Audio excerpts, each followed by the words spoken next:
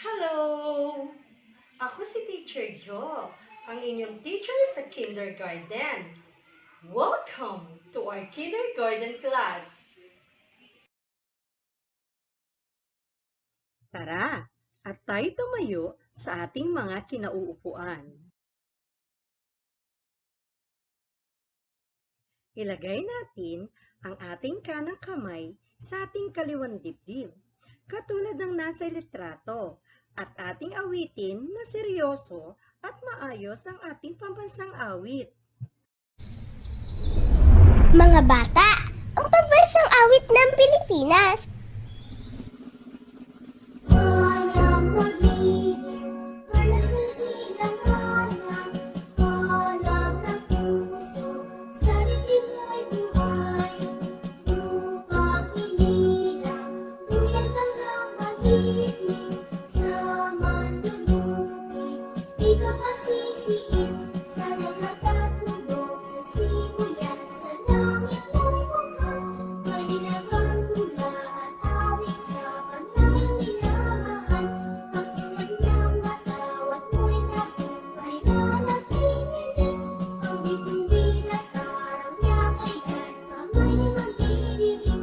Lumalang araw ang di pagsila, uyalangin sa piling.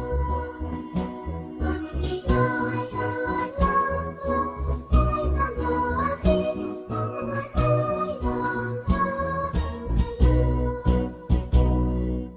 Manatili lamang tayong nakatayo. Ngayon naman ay iyuko natin ang ating ulo at ipikit ang ating mga mata dahil tayo ay mananalangin sa Panginoong Hesukristo upang magabayan tayo sa ating klase ngayon.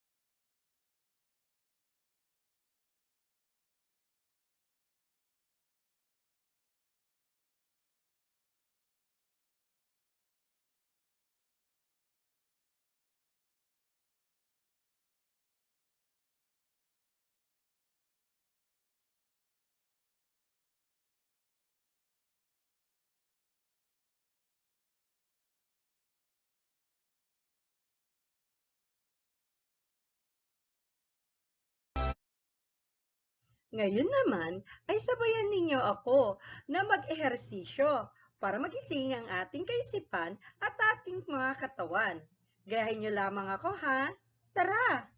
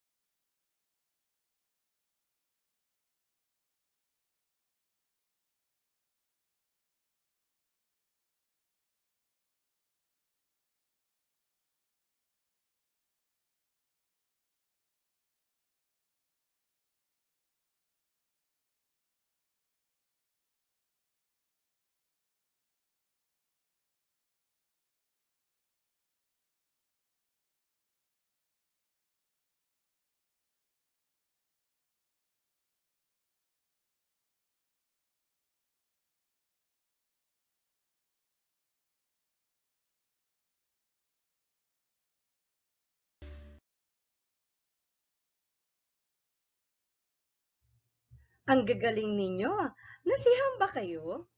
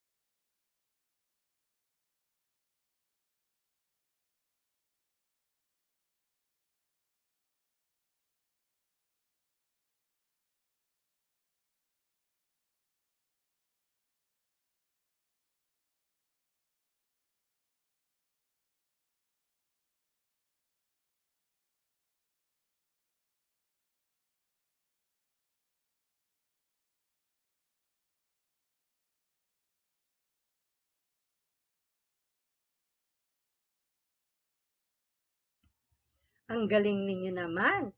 Dahil magagaling kayo, tara at sabayan niyo akong muli sa pagsayaw at pag-awit tungkol naman sa panahon.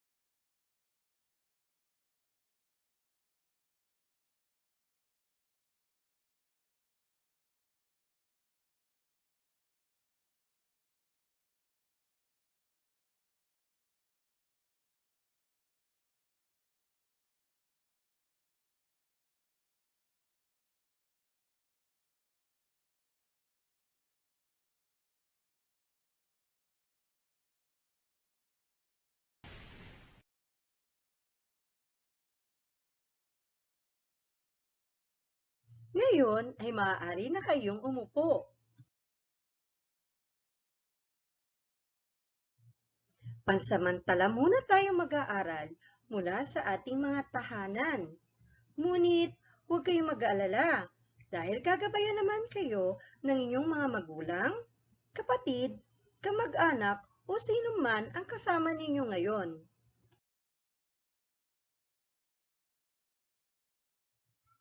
Bago natin simulan ang ating klase, may mga dapat muna tayong tandaan. Ang una ay makinig tayo ng mabuti at ating intindihin ang ating aralin.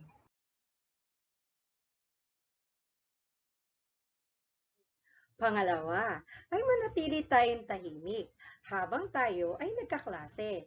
Iwasan na mag-ingay o gumawa ng ibang gawain na hindi naman parte ng ating pag-aaral.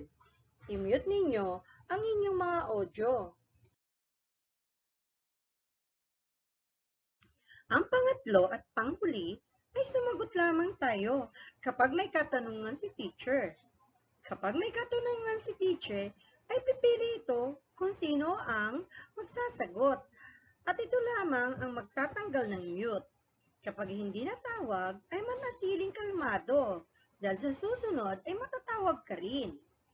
Pagkatapos ninyong sumagot sa mga katanungan ko, ay ibabalik ninyong muli ang mute at tanggalin kapag natawag upang makasagot. Alam ko naman na masasagot ninyo ito dahil magagaling kayo. Mga bata, itong mga ipapakita ko ay ang ating mga gagawin at kailangan gawin. Dapat maabot natin ito ngayong araw. Kaya tara at magsimula na tayo ng ating pag-aaral.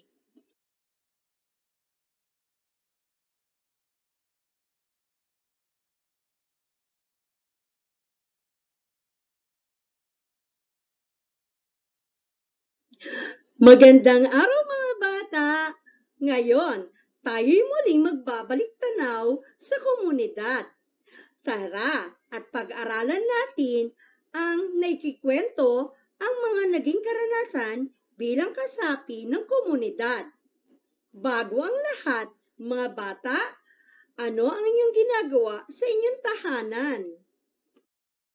Mga bata, ito si Ate Marie. Ngayon, kung makikita natin ay may mga gawain siya na kailangan niyang magawa ngayong araw. Maaari niyo bang sabihin ang mga gagawin niya ngayong araw? Ngayon, naalis na si Ate Marie sa kanyang bahay. Sa tingin ninyo, ano ang mga dapat niyang suotin bago lumabas? Salamin sa mata o face mask? Tama, face mask. Siyempre, may dala rin si Ate Marie na alkohol palagi upang maproteksyonan ang sarili. Ngayon ay maayos na si Ate Marie. Mga bata, maaari niyo bang sabihin kung saan unang pupunta si Ate Marie?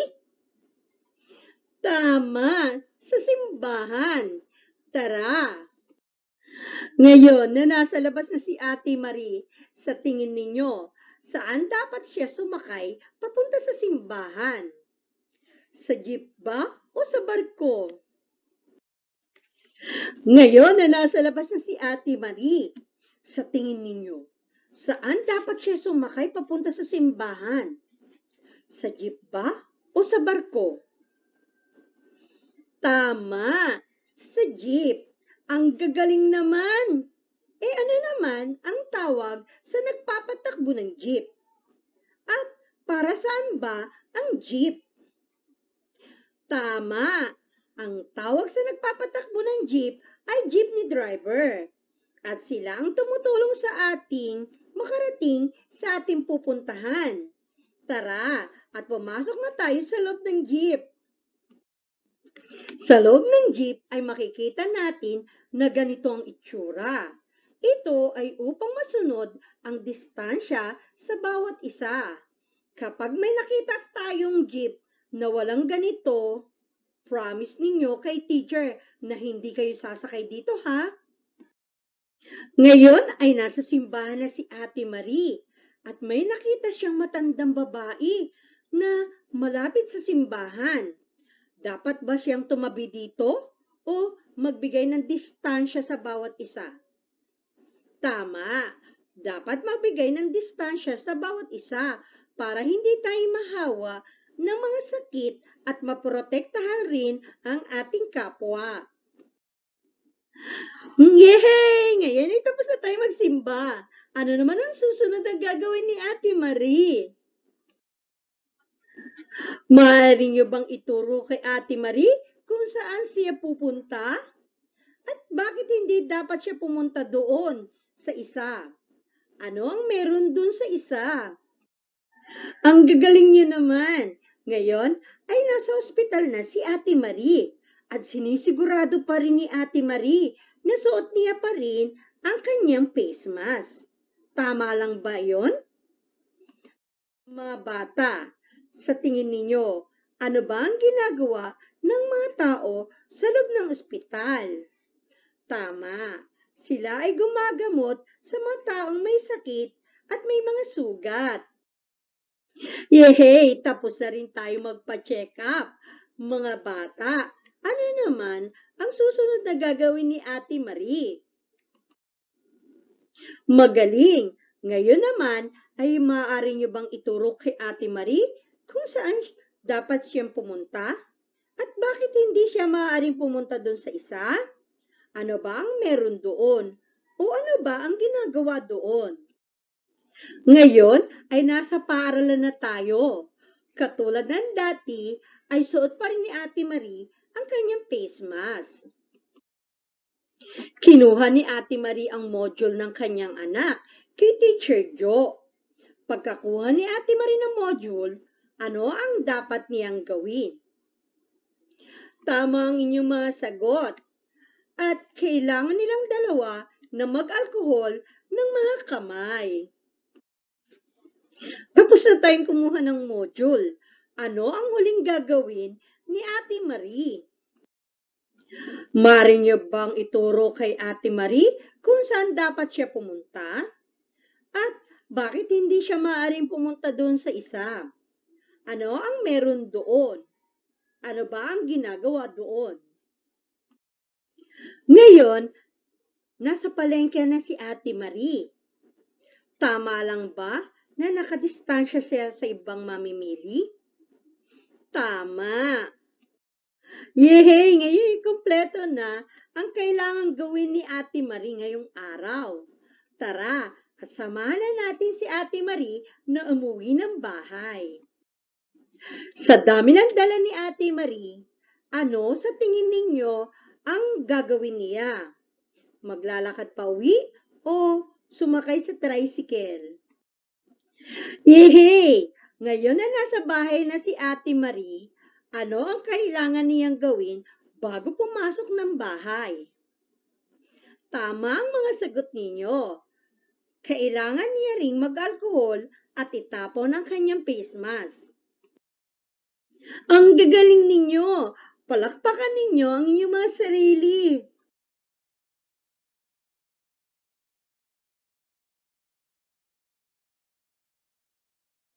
Mga bata, tayo ay magsasagot.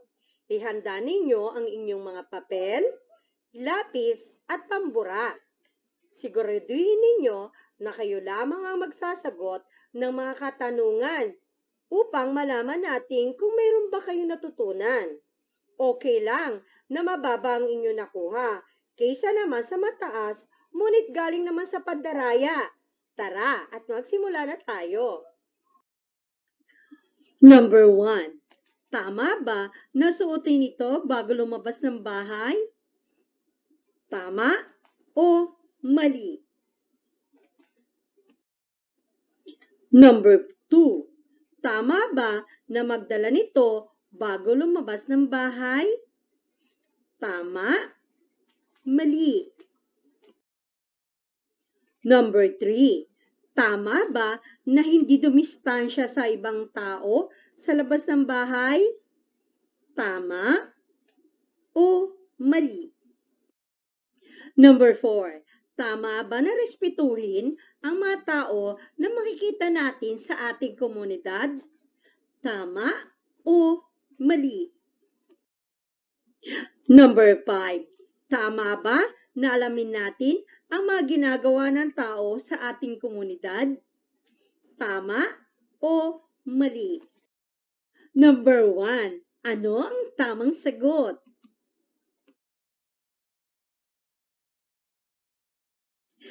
Tama!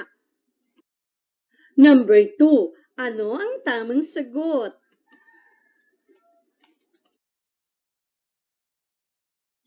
Tama!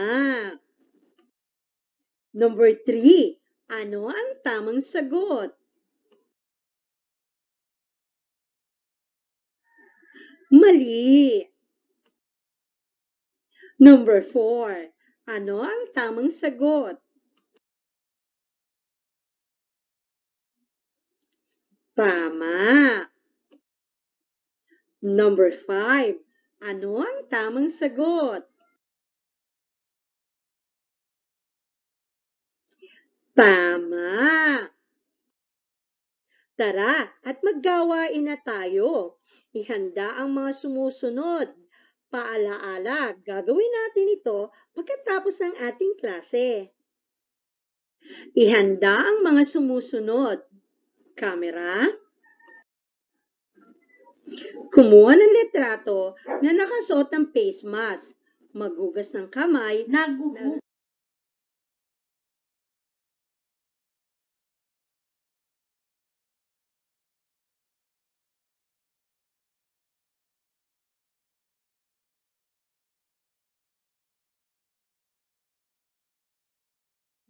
Mga bata, huwag nating kalimutan na picturean ang gawa natin at i-post ito sa album natin sa MCS Kindergarten page ha.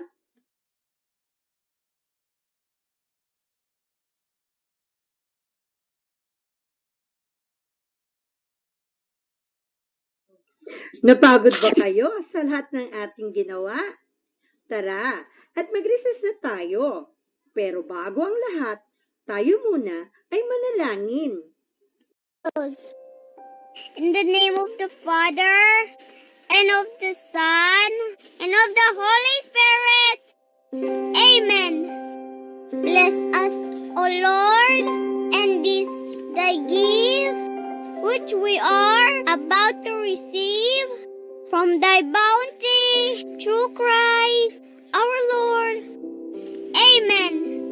In the name of the Father, and of the Son, and of the Holy Spirit. Amen. Mga bata, ang recess ninyo ay sabay na sa pagpapahinga at kwentuhan. Kasabihan, maaari kayong kumain habang nagpapahinga at kwentuhan. Basta makinig kayo habang kumakain.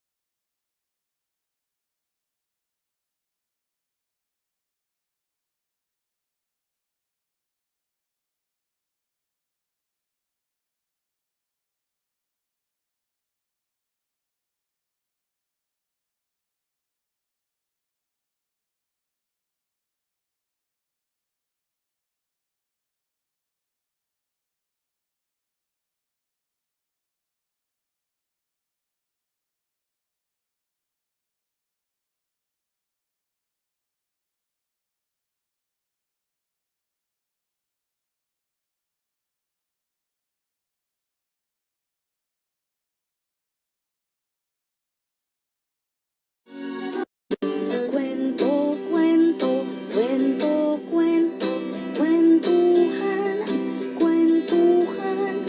Makinig sa kwento, makinig sa kwento, kwentuhan, kwentuhan. Kwento, kwento, kwento, kwento, kwentuhan, kwentuhan. Makinig sa kwento, makinig sa kwento, kwentuhan, kwentuhan. Ito na nagtatapos ang ating klase. Sa susunod muli, paalam!